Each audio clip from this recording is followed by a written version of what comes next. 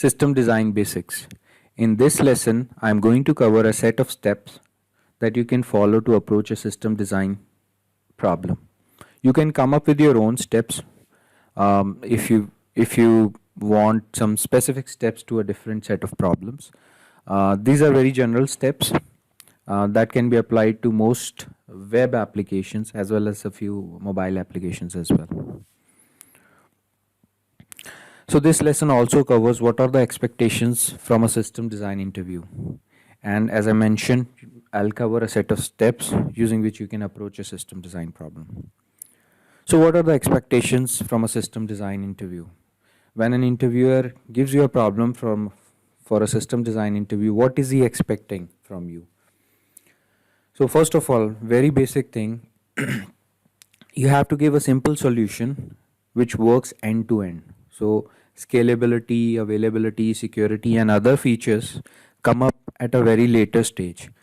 But the most important thing is the solution that you give should look realistic, should look feasible, and it should look like it will work end to end. For that solution, you might have to draw diagrams like architecture diagrams or database model ER diagrams, as well as present solutions, components or software pieces that should gel well together. And the interviewer should get the feel that if this person works alone and is given a feature or maybe a small product to develop, he can build it end to end. So what is not expected is, it is not expected that, since this interview is going to be of 45 minutes or max of 1 hour, it is not expected that you will design everything in detail because time is not there, right? But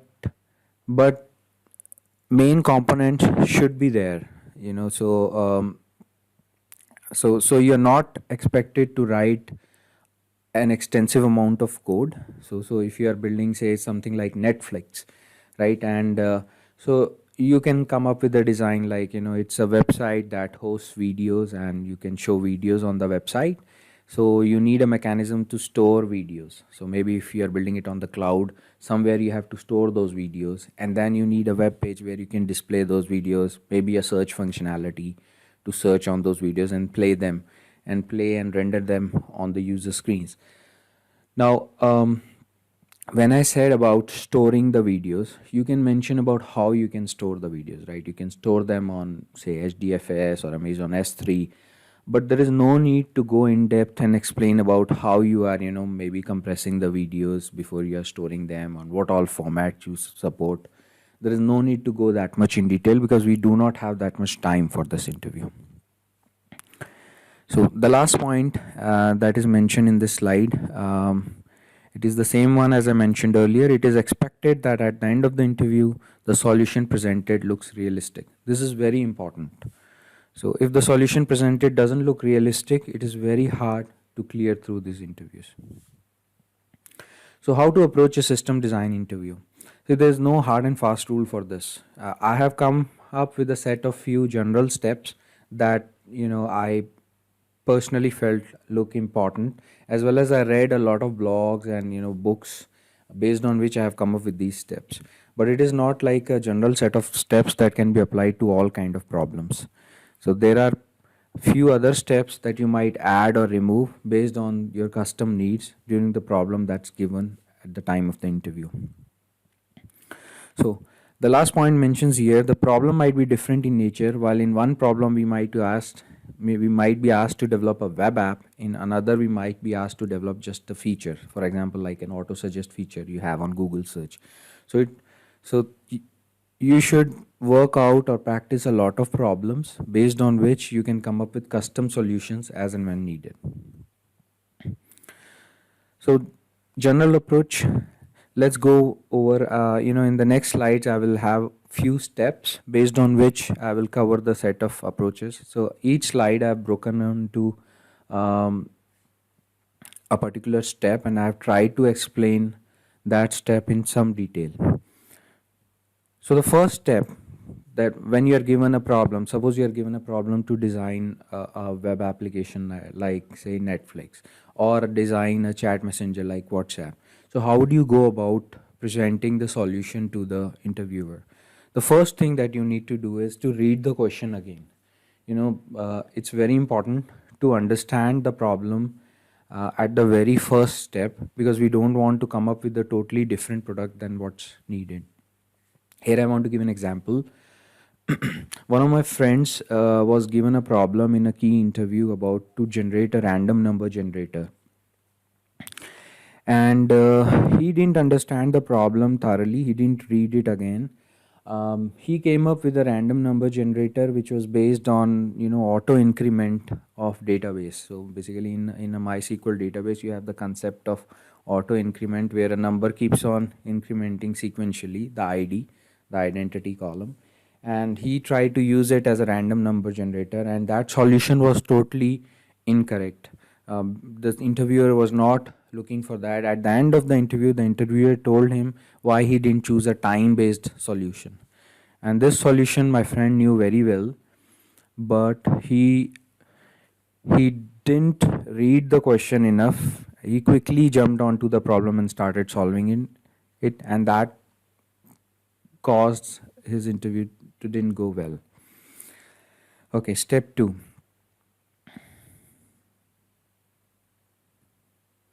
Requirement gathering. This is the most important step for any system design interview. In this step, as the name suggests, we need to gather the requirements. What is expected from the system design interview?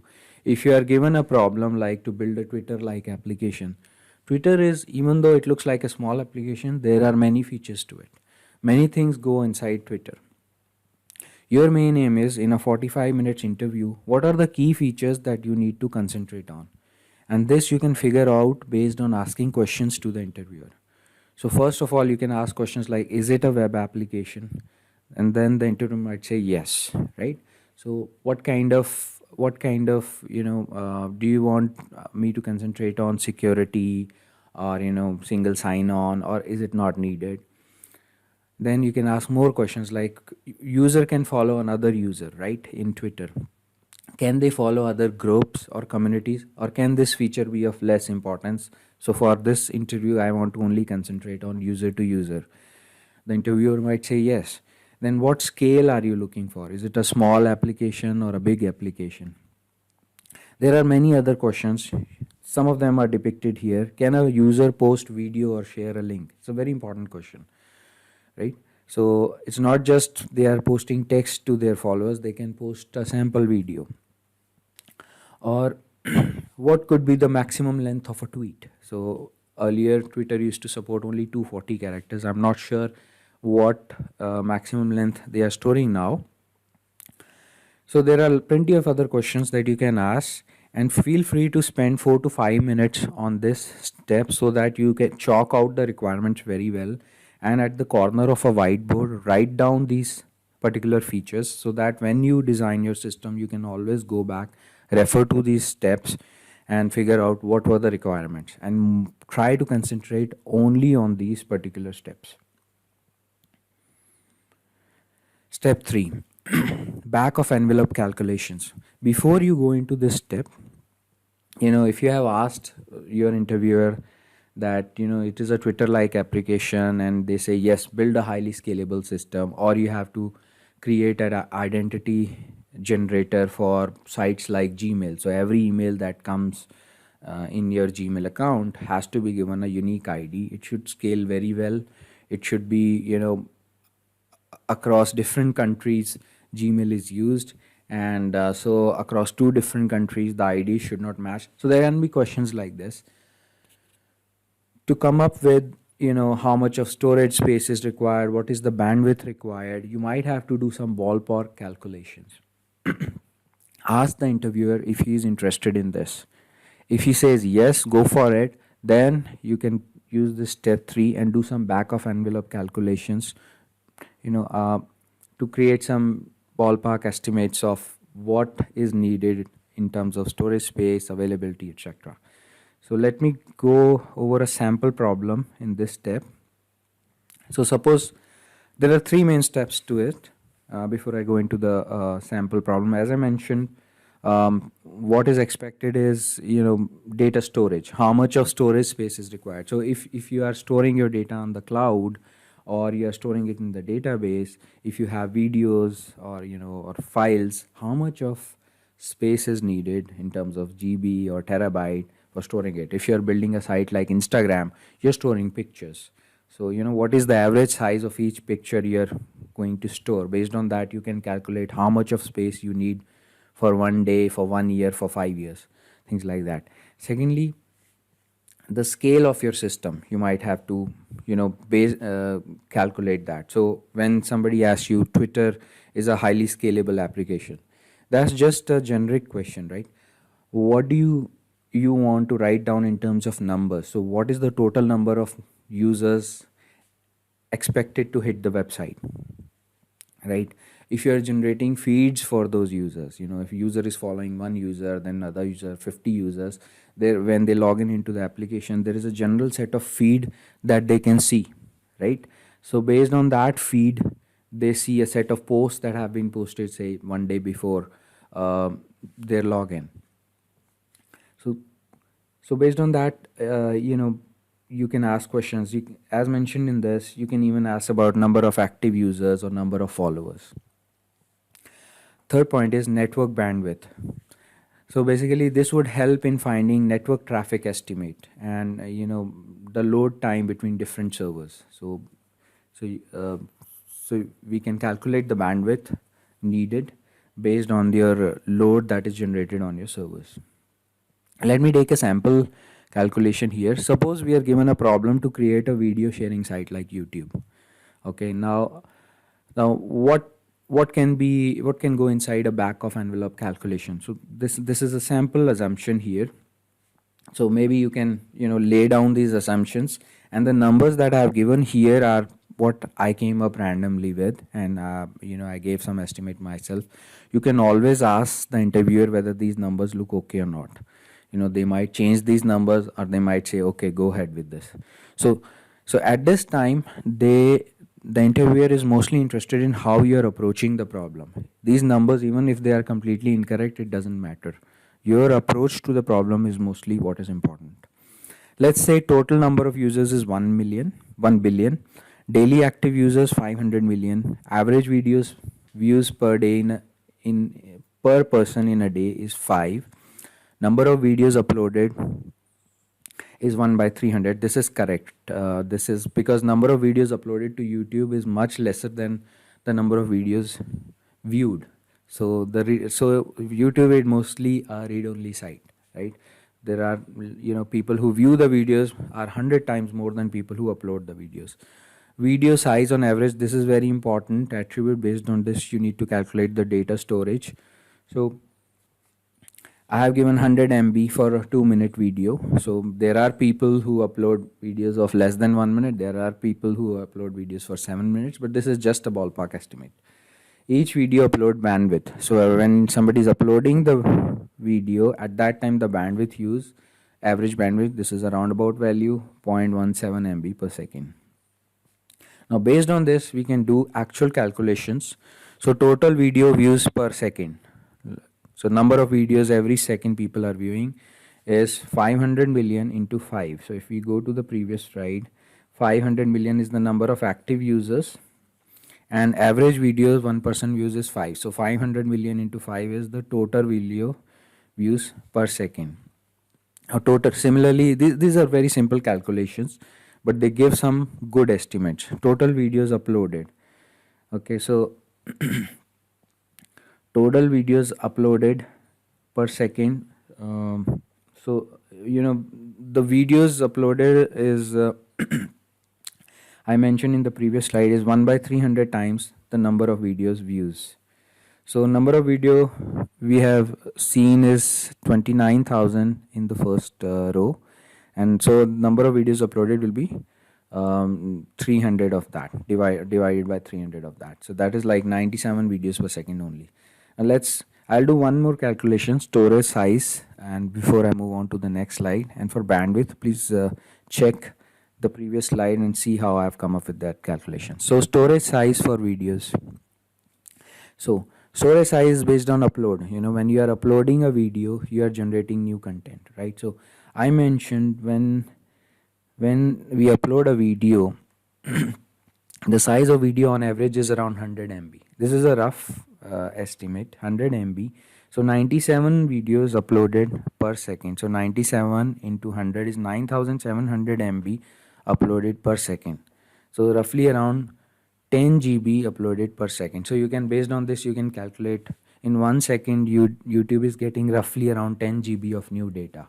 So within 1 day, how much they'll be getting? So you can convert, the seconds to hours, to 1 day, to, some minutes, and multiply with that. And similarly, you can calculate for 1 year or for 5 years. It will run into terabytes, if not petabytes also. Okay. Now, this is next step is service API design. This is basically defining the interface for your application. This is one of the most important steps, and in this key step, you might be expected to write code as well on the whiteboard. What is service API? Basically, if you have YouTube, if you have used the YouTube API, you will see that YouTube has given a public API as well as they have a private API. So what is a public API? So instead of using their browser client, you can come up with your own client. You can write your own client, use their public API, search the videos as well as play the videos. So you can come up with methods like play video, search videos, or get description about videos, things like that, and maybe build your own UI layer or build your own mobile application. So in this API design, it's essentially a SOAP kind of API or REST kind of API. Nowadays, many people stick with REST APIs, and lot of interviewers prefer that the candidates use REST API mostly. It's better if you design your API using REST. You can use any technology. Before the interviewer takes your interview, the HR recruiter who had approached you will ask you the language you are comfortable in. So if you are comfortable in Java, or if you are comfortable in Python, lay out the language, and based on that, you can design your API layer. So let me give a general example of how you can approach designing your API. So suppose you are asked to design an online ticketing application where you sell movie tickets online, suppose, and you have been asked this question to design an application where you can sell movie tickets online. So if you want to, if a customer approaches this website, or browses it on the web, and what all they can do, they can, first step is they can go and search for the movie they are interested in, right? So they search, they type in some sort of text which might be the full name of the movie or half name of the movie, and hit the go button. They get a list of movies they are interested in. They can pick the movie they are interested in. When they double click it, they see the description of the movie, and there can be a buy button where they can buy the number of tickets or seats they are interested in a particular cinema hall. So these are two generic methods I came up with. One is buy tickets. So this is a method based on which they can, a customer can purchase a ticket. So it has 4 attributes passed as input to these methods: API key, user, movie, cinema hall, seat. So what is API key? So when you're giving a public API, for example, YouTube or Netflix gives a public API, they came up with a particular key known as API key. So whenever any user is accessing their public API, he first of all uses his ID, and a unique key is generated based on his ID. That's called API key. The main aim of this API key is to avoid throttling the system by multiple hits. So any person can write a program that works non-stop, and that we can run from different countries, and they can hit the website using those programs and using the public API, and can bring down the website. It's possible, right? Because you can generate multiple hits like that. So they use this API key to throttle the user. So if they have given, say, one person can have max 50 hits in a day. So based on this, the application giving the API will track how many hits the user has within a day, and beyond 50 hits they will not allow more hits. So this way they check the traffic coming to their website. Very important attribute. The remaining attributes are simple, like user contains information about the user who is trying to buy a ticket. It can be a object containing information. Movie contains information about the movie that the user is interested in. Cinema hall contains information about the particular cinema hall in a city where the user wants to buy the ticket. What all seats he is interested in are contained in the seat object.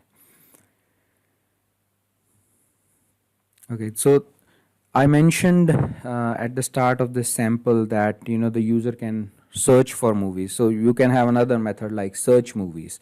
So you can pass the API key there and search query. This can be a contained search or like query search, like query in SQL, where you can give the name of the movie, and based on that you can get some search. Of course, there can be other methods like when you double click a movie, you get description about the movie, the film stars working in the movie, the director of the movie, etc. It can be another method for that, movie detail, and with pass you can pass the movie ID and give the movie description. So based on that you can come up with more methods and practice this. Step 5. This is a very important step, database design. So a lot of people try to cover database design at step 2 or step 3 only. It's your personal preference. And also some people nowadays, they want to go with directly with NoSQL databases. They don't want to use relational databases at all. But I would suggest use the database technology that you are interested in. So generally in big 4 companies, when you are interviewing for system design interviews, there are people who know these database technologies in and out. So if you know the NoSQL database very well, then use it and design your database model if the application needs it. So if the application needs that kind of scale, then go with those technologies. If not, if you feel that a MySQL database also fits into my application and you can design it very well with an ER diagram, go for it. And you can always mention in the interview that scalability is an iterative process. So you can always mention that scalability is an iterative process. So you can come up with things like partitioning, replication at a later stage once you have first version of end-to-end solution done. So as I mentioned, going with the relational database is not a problem. If you are comfortable with it, do mention that you can do it scalability iteratively, or you can mention here that I might choose a NoSQL database like Cassandra also. If you feel that solution fits in more than relational database, go for it. If you can design the database using that, go for it. So here I am covering a sample problem. Suppose you are given an e-commerce application to design. So what is the key from a relational database perspective? What are the key tables that you build for an e-commerce application? So key tables are products. First of all, the products that the website is selling on their website, right? So we need a table to store information about those products that the website is selling. So here is the products table on the right hand side at the top in the ER diagram. Then we need information about customers who are logging into the website. So on the left hand side you see a table called customer. And then customers, they browse the website, they place an order. So you have another table for orders. What do they place in the order? They pick a product and then they buy it, right? So for each order we have given a unique order ID, and that order ID is linked to a product ID. Leave the remaining 3 tables, shipments, etc. They are not that important currently. But these 4 tables that store the crux of the information that you need for your business, for your website, is depicted in these 4 tables. And also, if you see in the relational diagrams, it shows the one-to-many relationship as well. So that is also important that you can tell to your interviewer. One key point here is do not spend 20-30 minutes on this. Just spend 4 to 5 minutes on this. Draw the ER diagram very fast. No need to spend time on each and every attribute, each and every column of the table. So it's okay just to mention the primary key or 1 or 2 main attributes and move along. Otherwise, we will get stuck in spending too much time on this, and we will not get time on other key pieces, key steps coming forward. Step 6, this is a very important step, high level design. In this, you are going to draw a set of blocks on the whiteboard and depict the architecture of your application. So if you are given a web application to develop, for example, like YouTube, and you want it to be very scalable, so you know that if it is a very scalable website, and you need a set of servers, not just one server, you need a set of servers with replicated content. So same web application is running on multiple servers. You need a load balancer in front of it to divert the traffic based on the load requirements of the server. So if one server is down, completely down, load balancer will not hit that server, will divert the traffic to some other server. So we have a sample lesson on load balancers where it's mentioned the kind of strategies load balancer use to divert the traffic. One common one is round robin, right? So no need to mention that in high level design, just draw the load balancer on the whiteboard and the set of servers on the whiteboard. Apart from this, you might have something on the caching layer, right? So you might be storing some static content, or static information on the caching layer, for example, list of countries, information that doesn't change.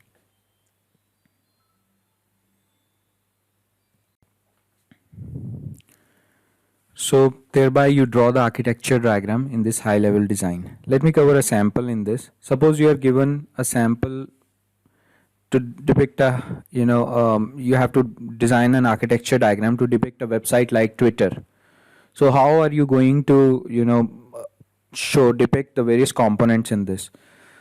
So as the diagram shows, I have drawn a web client, a mobile client, a load balancer, a set of application servers, cache, database, and file storage. So you can have people upload their videos, personal videos, pictures through Twitter. Then you can store it in a file storage. So each and every component and its functionality should be explained in this diagram. This is a very simplistic diagram. You can come up with a better diagram than this. And explain each and every component and its core functionality. One key point here is that do not go extensively in detail on each component. Otherwise, we'll spend a lot of time here. 3 to 4 minutes explaining this diagram. So, for example, you can explain the role of cache. So for key users, when they log in into the system, their feeds can be cached in the cache layer. So when people who log in frequently, as soon as they log in, the cache is pre-computed. The feed is pre-computed, stored in the cache, and they can read it directly from there. So they don't need to go and wait for 20 seconds for their feed to be computed while being built from the database. So it makes the site very fast. Now, step 7. This is a very key step, low level design. Whatever steps you have designed earlier. So you might have mentioned that in your application server, you are hosting the business logic.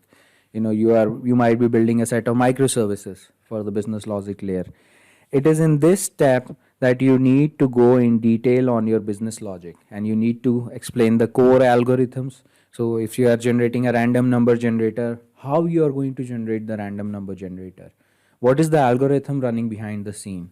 You might have to depict some code here, right? So the core business logic. And at this stage, ask the interviewer what exactly they are interested in from a low level design perspective. Should I explain the search more? Should I explain the core business logic more? Ask them and then work on it. Work on those key components and explain the design in detail. So suppose you are designing the feed for a website like LinkedIn. So on a website like LinkedIn also, you can follow other users, you can follow other groups, and when you log in into LinkedIn, a feed is generated. So at this stage, in the low level design, you can tell how you are going to create that feed. What is that software program that would go or run behind the scene to generate that feed? You can mention at this stage to the interviewer that you can say generate the feed in two ways. One is at real time, when it hits the database, generate the feed. The other way is by generating the feed in a pre-computed way. So there is a batch program that runs behind the scene every day or many times in a day, generates the feed, pushes it in cache. This expedites the working of the feed, the generation of the feed. But then there are other things as well. For example, you say a person like Bill Gates, he has millions of followers, right? And when he posts something, all the other user get those posts. Now these, or suppose all these other users, they are having their content stored in the cache. So at real time, we cannot go about updating the cache of each and every, cached object of each and every follower of Bill Gates. That is very time consuming. The general step that we can mention here is for people who have less number of followers, you can have the feed pre-computed for them, stored in cache. For other people who are like, for example, Bill Gates, when he posts a content, the his followers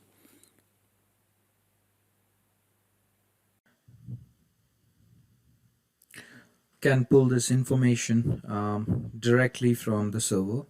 So for this, they can use techniques like long polling, so whereby they initiate a connection and send a request to the server, and the server holds back the request till the response is available. So when the response is available, it sends the response, and the client gets the response, updates the website in using Ajax and JavaScript functions, and again sends the response request as soon as it gets the response. So thereby, long polling kind of helps in asynchronously getting the response. In such situations, WebSockets can also be used. Last point, scalability and other issues. Now that we have covered the important topics, we can add on stuff like scalability as well as security. Most of the top firms like Google, Amazon, scale is what they are more interested in, because most of their websites, they work on very high scale. So they lay a lot of emphasis on this. And for scaling, you can mention topics like partitioning, caching, load balancing, uh, and in the chapter on handling your data, some of these topics I had covered earlier. We can also discuss at this stage bottlenecks. So no system is perfect, and there's a high possibility that even in the current design that we are giving to the interviewer, there might be one or two flaws or more flaws, and it's good at this point you mention out those flaws. So rather than the interviewer questioning you on those flaws, if you directly mention these flaws to him, they will know that you understand the flaws in your current design, and maybe you might mention the ways to fix them. So in this particular lesson, I have covered 8 steps using which you can approach a system design problem. Thank you.